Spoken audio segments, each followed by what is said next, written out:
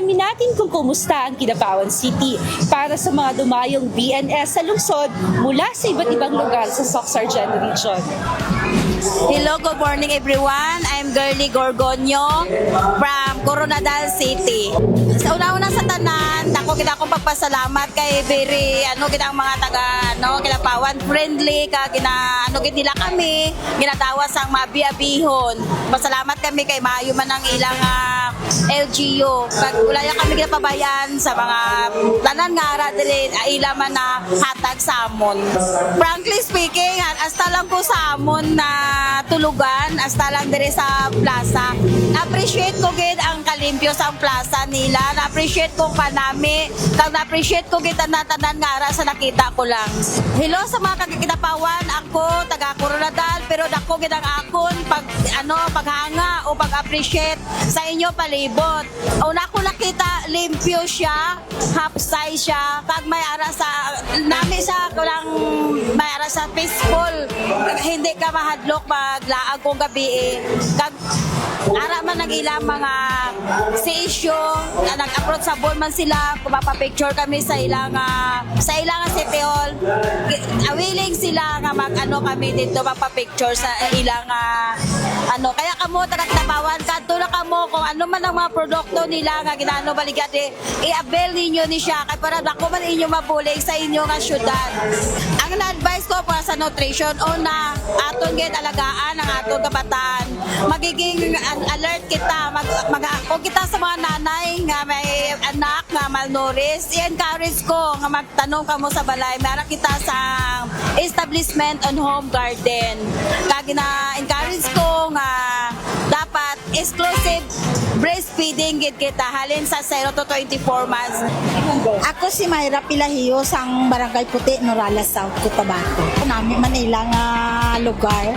Tapos ang amon naging tulugan okay man.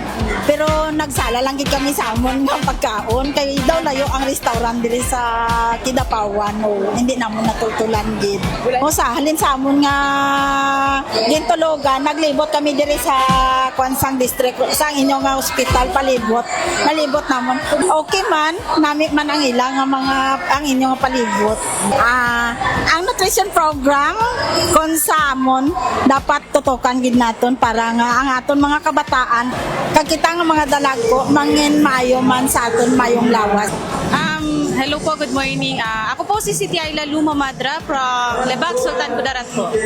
Wala akong masabi sa Kidapawan, promise maganda po siya. Sa pag-ikot-ikot namin, pag-upunta kami sa ganito, sa gym or sa ining, okay lang man, maganda siya.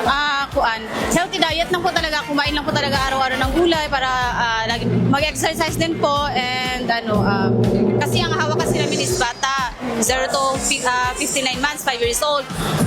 Ginatutupan namin siya nga, sa first 1,000 days ni baby, kailangan mag-breastfeed po muna talaga si mother para lahat ng nutrients makuha niya po talaga. Actually, first time ko dito, ma'am. Pero sa ngayon, nakita ko man nga maganda man yung pakikitungo ng mga tao din dito. Approachable sila. Kagabi, siyempre baguhan kami from Calamansig. Hindi namin alam yung mga lugar. Pero okay naman. And then, about naman sa food, maganda, masarap, okay din siya. Napunta po kami sa, G-Mall. G-Mall po. Yun po ang napuntahan namin. Tapos, pagbalik namin, dyan po kami nagpunta sa Turo-Turo dito. Okay naman.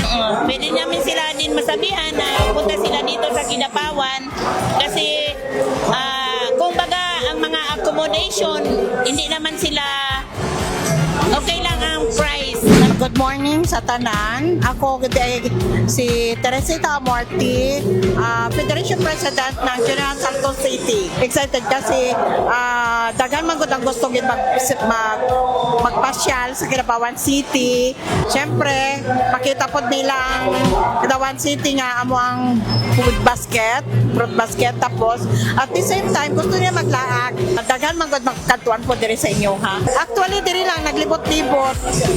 Onya niya, ambot lang ko magkantumig, ano niya, kanang, dito ko sa may ako, kung may time, makapagmamasyami. Kung sa uban ako nga kauban, nga nang nakabisita ng Kidapawan, kung sila pa, iba nagyod ang Kidapawan. Layo na siya kumpara sa una. No, nag-improving siya at the same time, nag-ano naging siya nga mag sa city. Sa mga taga Jensen, magbisita mo Kidapawan, no, kay dagan man ta diri maadtuan. Ang diri pod, ang ilang mga swimming pool or unsa pa, hindi po dire sa sentro, syempre dito sa layo-layo po. Pero namin siya kay lamig ang lugar, hindi para sa ato nga init kayo.